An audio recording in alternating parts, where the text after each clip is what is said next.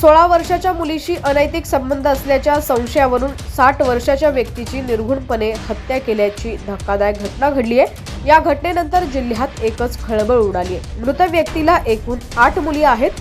त्याच्या पत्नीने दाखल केलेल्या तक्रारीच्या आधारे पोलिसांनी गुन्हा दाखल केलाय। संपूर्ण प्रकरण काय आहे पाहूयात। त्याआधी तुम्ही HPN मराठी न्यूज चॅनलला सबस्क्राइब केलं नसेल तर नक्की सबस्क्राइब करा आणि बेल आयकॉनवर क्लिक करून नोटिफिकेशन्स मिळवा। तर ही घटना घडली आहे उत्तर प्रदेशच्या हमीरपूरमध्ये। एका 16 वर्षाच्या मुलीशी अनैतिक संबंध असल्याच्या संशयावरून 60 वर्षाच्या व्यक्तीची निर्घृणपणे हत्या करण्यात आली आहे। आपली 16 वर्षाची मुलगी गर्भवती असल्याचं समजल्यानंतर आरोपी पिता संतापला होता। त्यानं मुलीला बाळाच्या वडिलांचं नाव विचारलं असता तिनं पीडित व्यक्तीचं नाव घेतलं। यानंतर मुलीच्या बापाने कुऱ्हाडीनं त्याच्यावरती हल्ला केला। मानेवर कुऱ्हाड लागल्यानं 60 वर्षीय पीडित गंभीर जखमी झाला होता। त्याला जखमी अवस्थेत तात्काळ झाशी मेडिकल कॉलेजमध्ये दाखल करण्यात आलं। तिथं उपचारादरम्यान शुक्रवारी पीडित व्यक्तीचा मृत्यू झालाय।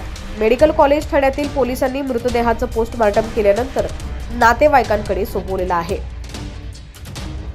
राम आसरे कुशवाह असं पीडित व्यक्तीचं नाव असून ते हरिमपूरच्या जलालपूर ठाणे क्षेत्रात येणाऱ्या निवलीवासा गावात राहायचे। त्यांचा जावई ब्रिजेंद्र कुशवाह यांनी सांगितलं की माझे सासरे शेतकरी होते। आमच्या परिसरातील 16 वर्षांची मुलगी गरोदर झाली होती। तिच्या कुटुंबानं 1 जानेवारीला तिचा गर्भपात केला। पोटातलं मूल राम आसरे यांचा असल्याचा आरोप होता। आम्हाला हे समजल्यानंतर तेव्हा न्युसिवा गावात पोहोचले। आम्ही त्यांना विचारणा केली असता त्यांनी नकार दिला। मूल आपलं नसल्याचं त्यांनी सांगितलं। त्यांनी पोलीस तक्रार करण्यास नकार दिला, तसंच पंचायत बोलवण्यासह नकार दिला।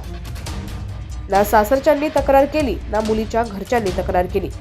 दुसऱ्या जावई अरविंदनं सांगितलं की अफवेनंतर मुलीच्या कुटुंबियांच्या मनात माझ्या सासऱ्यांविरोधात राग होता।